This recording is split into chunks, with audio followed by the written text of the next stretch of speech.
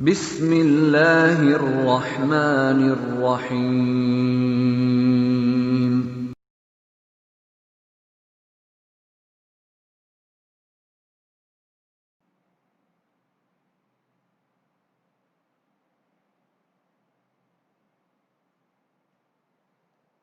Hello, dear students.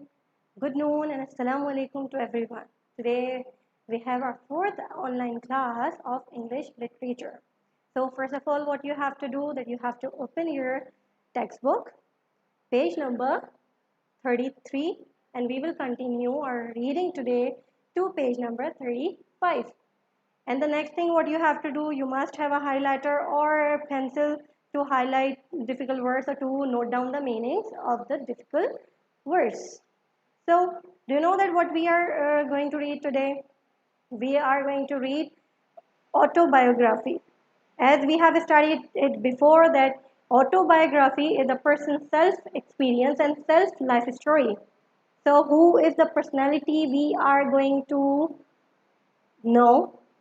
We are going to know about. Can you guess? You may guess because you are having books. So exactly the personality we are going to know today is Helen Keller. Okay.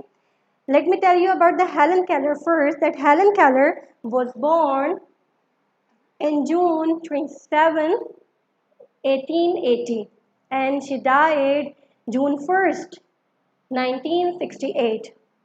And a great inspiration for the people of today in the world, and she made a remarkable impression in her life. So let's have a look on the background of her.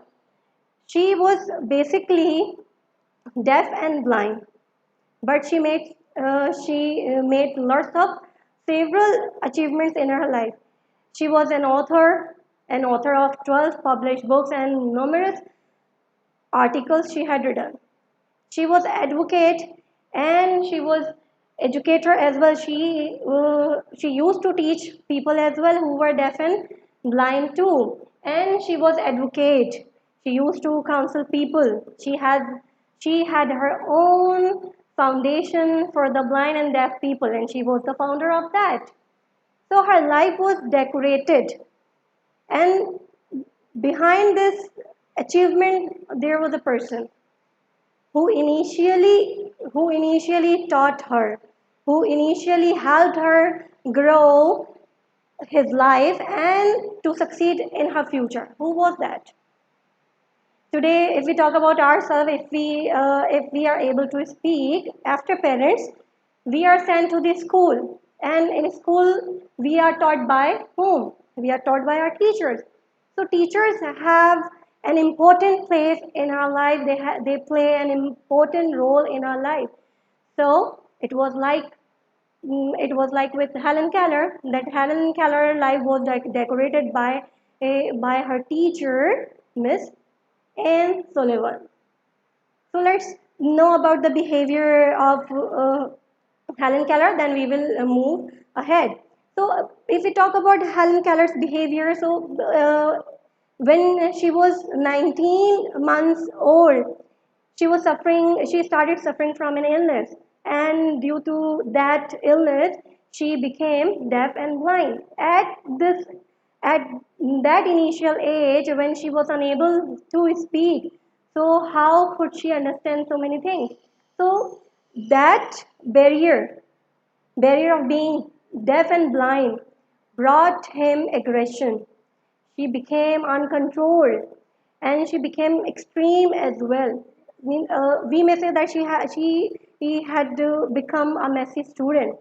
So her mother was worried about her a lot. So one day she was reading in a newspaper about another blind and deaf child, Laura Bridgman, who was taught in the Institute of Perkin.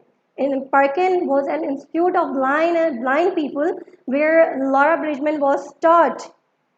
So here, there, her mother, Helen's mother contacted over there, and she said that I want a teacher to hire for my child. So Miss Sullivan was sent to Helen's home and she started living with them. And that was the time that Helen Keller's dark, still life was changed into the bright, illuminated life by Miss Sullivan. So let's suppose that I am Miss Sullivan. I am Helen Keller, and I am going to explain you and tell you the extract from my biography. Extract means a short piece of my own written autobiography. Okay. So suppose that I am Helen Keller.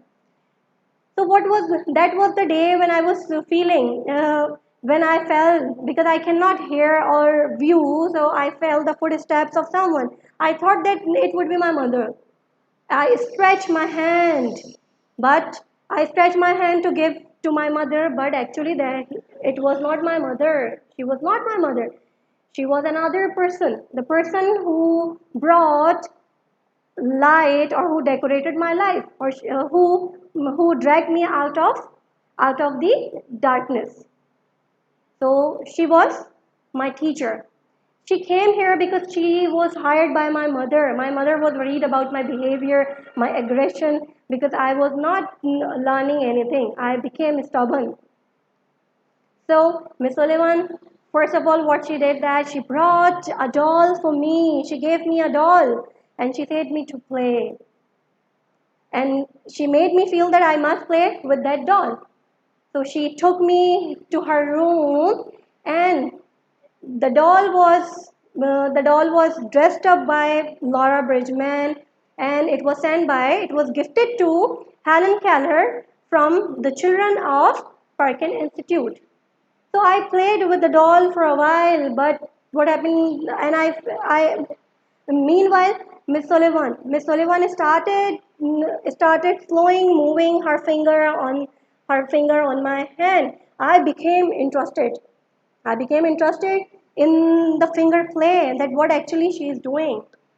Actually, she was writing the word doll on my hand because she was trying to teach me that the thing which I'm having in my hand, it is doll. And she started writing letters or on my hand, DOLL, doll. The same I did.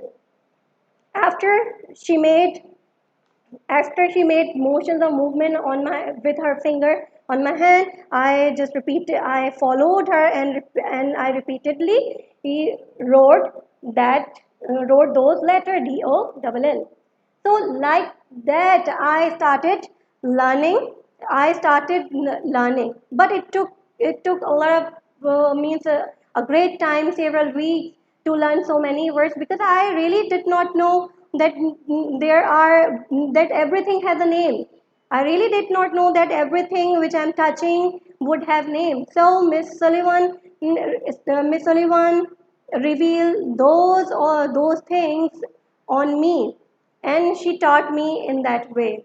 So there were a lot of words like I did not know, like about the pin, hat, cup. She taught me, and it took several weeks to teach me. And after that, a few action verbs. She taught me like sit, stand, walk. These were the words which were really unknown for me, unfamiliar for me, but I learned.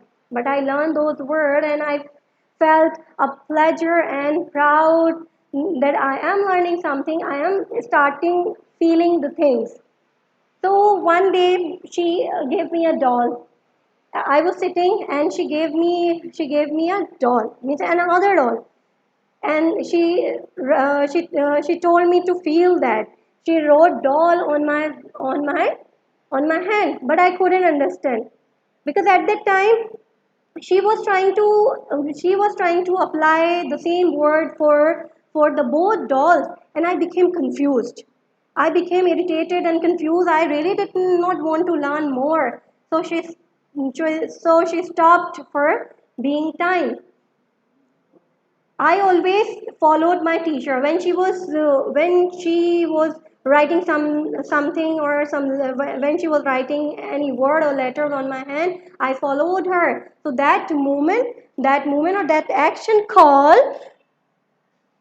That action called monkey-like imitation. Monkey-like imitation means to follow something. As we know that when we do something, if we are standing in front of monkey who is in cage, so monkey will definitely copy us, imitate us. So the same way I was imitating my teacher. So that was the reason I learned a few words to realize that these objects have name. So after that, I became irritated when I was failed. I was confused. So we both had a tussle. Tussle means we had a physically struggle or agreement that I was not longer interested in learning other words because I was tired. I was irritating. So I threw the doll on the floor. I dashed. Dash means threw. I dashed the doll on the floor, and then the doll smashed on the floor and it turned into pieces, fragments. So, but I did not have any feeling about that doll. I did not have, means I did not love that doll. So I did not feel. And I went. I left that place. Then Miss Sullivan said me. Miss Sullivan gave me a hat. She was giving me a hat. She made me wear a hat, and then I came to realize that now we are going somewhere else. We are going out. So through that path, we came down that path, and we started doing. And then we felt that there were honeysuckle. We passed through the path there, and we were attracted by the honeysuckle. What does honeysuckle mean? Honeysuckle means different species of flowers, different kind of flower, and they have different fragrances by which we were attracted. So at that time, it was the time to learn something else, and there were two words which I persisted to learn, for which I become stubborn. I tussled over those words, and I denied that I am not gonna learn because I was tired of. I was confused. Things were mingled for me. So Miss Sullivan once again tried. How did she try? She took me to the way or to the land. There were people drawing the water. They were pulling the water up in the bucket. So first, what she did that there was a spout of the water. As the people or man who would be over there, they were drawing the water. So there was a spout of water. Spout means stream of water, a layer of water. So she immediately took my hand, and she placed my hand under that flowing water. And by the water was gushing over my head. Gushed over my head means it flowed over my head. Then I felt something. Before that, I really did not know that what is water. So that time I felt that something which feels wonderfully cool is water. Then immediately she started writing the letter of WATER on my hand in means in the circle on my hand. And then I felt that first she slowly wrote, then she made her action rapid. Then I came to know that this thing, which is called water, had a wonderful, cool effect. So I came to know after that the mystery of language reveal upon her. Mystery of language. What does mystery of language mean? Mystery means a secret, any hidden thing, or here you can say that the barrier of language. The language which was so means the language which became a mystery for me that I cannot understand because I was blind as well as I was deaf. So I started learning about the things. That things have name, they have a feel, and after that I realized that there are so many things which I have been missing from my life. So I came back to the place. There was a hearth. Hearth means a fireplace. A fireplace, oven type, which is normally at the home, to warm the house. So that was a fireplace, and nearby the fireplace, there were fragments of pieces of the smashed doll. So I went over there. I touched those fragments of the broken doll. So I tried to gather all the pieces and tried to join, but I was failed because I cannot join all that. Because once it was broken, once the mistake you have made cannot be corrected successfully.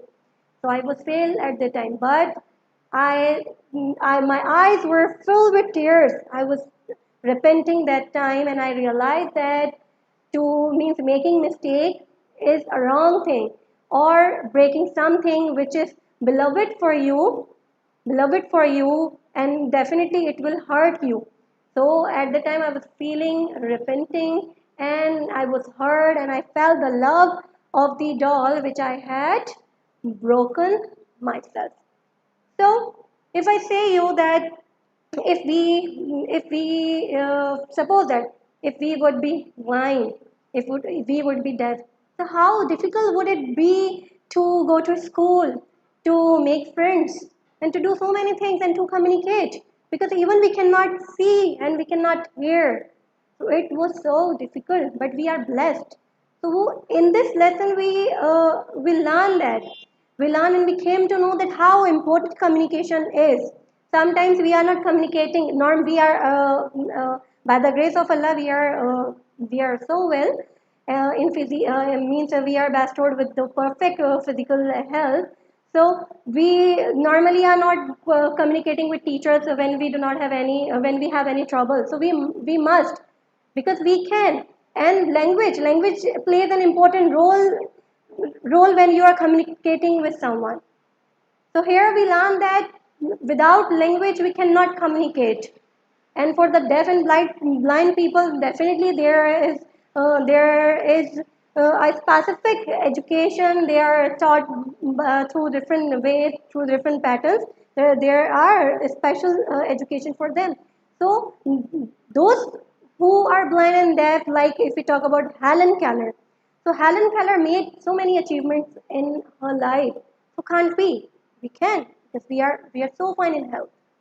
I hope that you have understood the lesson properly. It was autobiography, an extract of a short piece of autobiography. And there's a word come to reveal. Come to reveal means things started opening to you. Okay, is that clear? Okay, then what you have to do longer, that on page number 32 there are word pool. There is a word pool. Words are given over there. You have to do that in your copy, and unfamiliar words which are present in the text. From the whole text you have to search, and you have to write their meaning as well. Fine. Then on page number 34 there is word pool. Page number 35 there is looking closely and comprehension. Selected question answers which were assigned you have to attempt that. Is that clear? Fine. So I have written something here like 10 major achievements. It would be your assignment, which I will be making you understand in your language lecture. Okay. So you may note down that 10 major achievements of Helen Keller. The personality we studied today is Helen Keller. Okay. So 10 major achievements you have to search, and it is your assignment of language. You have to write a short piece of writing for her or about her life. Okay. So we are finishing our English literature lecture. Okay, I'll come back for English language. Till then, take care and get ready for the English language subject. Okay.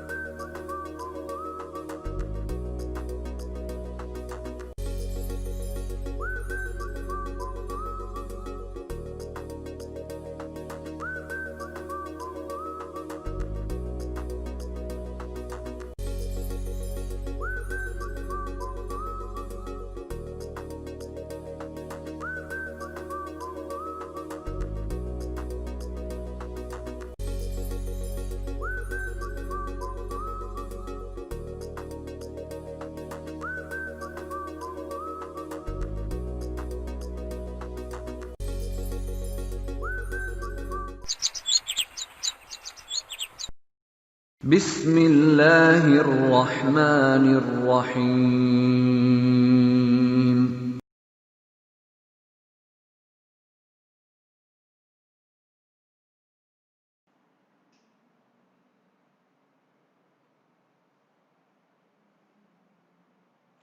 Hello, once again I'm here with English language lecture.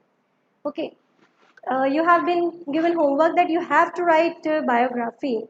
We studied autobiography, which was written by the writer, him or herself, writer herself, because we are talking about Helen Keller. Okay, now we are going to learn that how biography is written.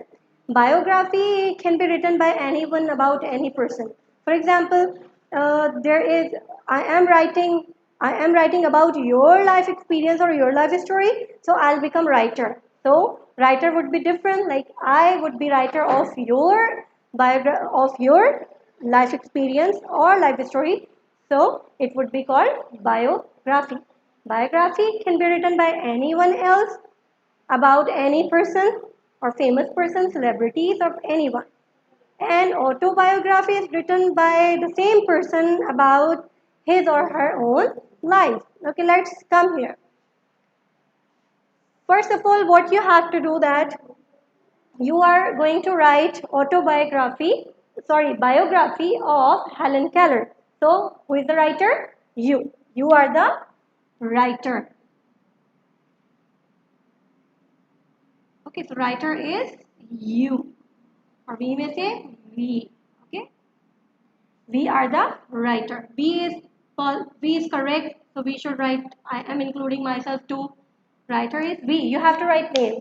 So first of all, what you have to do, you have to give an interesting title to the biography you are writing about Helen Keller, because we are not writing about the early life. Okay, I have given you some points to develop your paragraphs on, so you have to give a little reference of background of her early life, like as I have explained you in literature about Helen Keller's uh, background, that who was she, that when she was born, when she died, and how many books she has written, article, whatever her means the publishment of the books or literature, you have to discuss.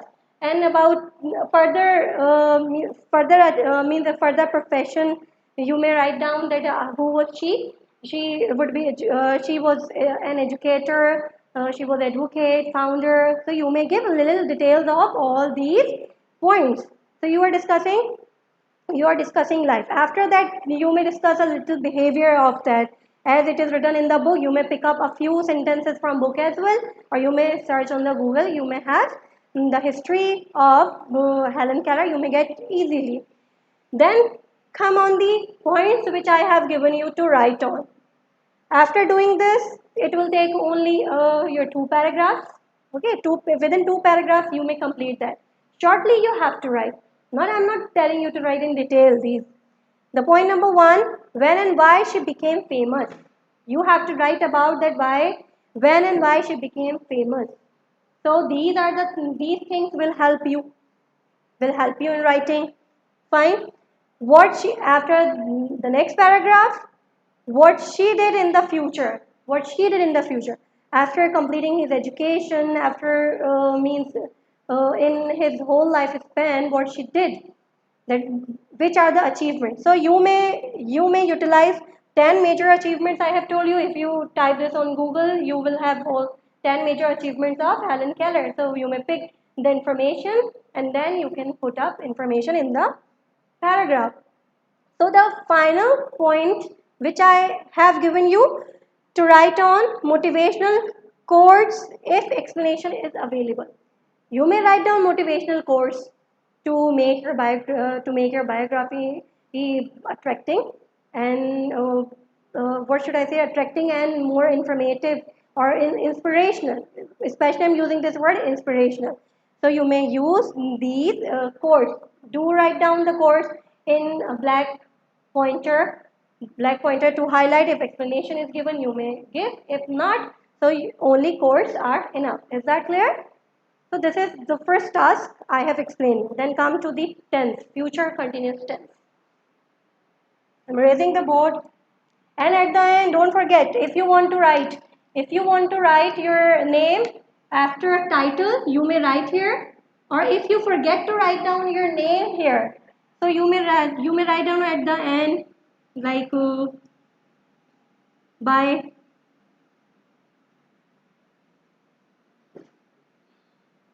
Isha. Okay, whosoever the student is writing, fine, you may write.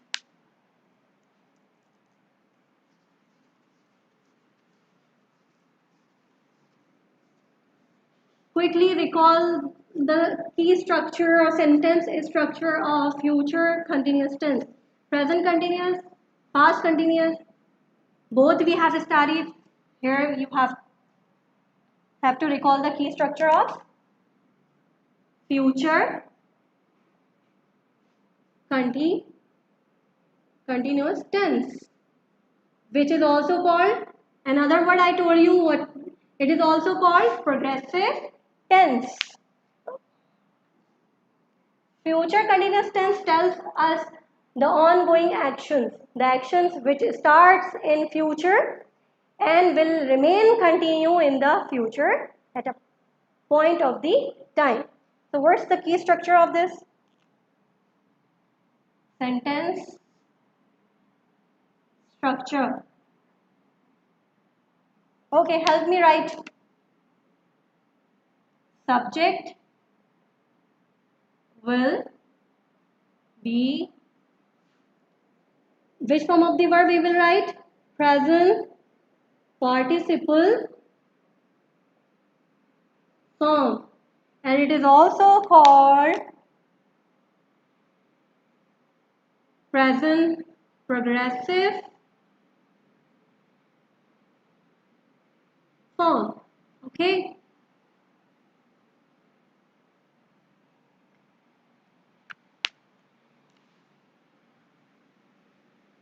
Object, then other part of the sentence, other part of the sentence.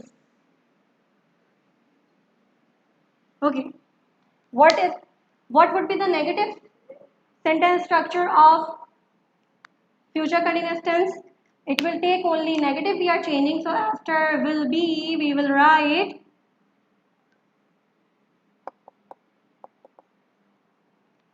we have two auxiliary verbs, will not be, it will become present participle form, object, other part. I am not writing the whole of the, okay, let me write, it will not look good. Sentence, fine, it is negative. Writing the question. So for the question, first helping verb will come out. This is will. First letter of will be capital. Subject be. The whole key structure will continue the same. Present participle form, object, then other part of the sentence, and one more important thing, question mark. Without question mark, we cannot claim that the sentence is a question sentence. Let's move towards examples.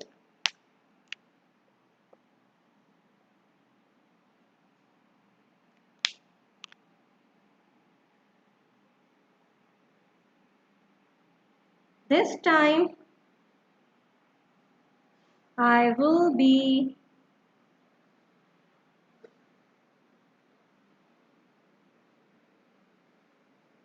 completing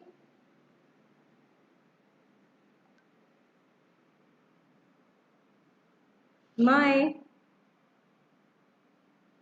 task. Okay, so when we are changing this positive sentence into negative, so how would we change? Keep writing down on your copies yourself. Okay. This time B I missed here. I will be completing my task. Negative sentence. I will not be. I will not be completing. This is negative sentence. Now come on. Question sentence. Will. It depends on you. Will I not be completing my task this time, or will this time I be completing my task? Both you can write. Will this time I be completing my task? And what I am missing to put here, it is question mark. Is that clear? Fine. So you are not supposed to copy all the stuff I'm writing on the board, content I'm writing on the board on your copies. This is an exemplary lecture which I have given you to understand. You have to copy the sentence structures, then example you have to write. Is that fine? Okay, fine.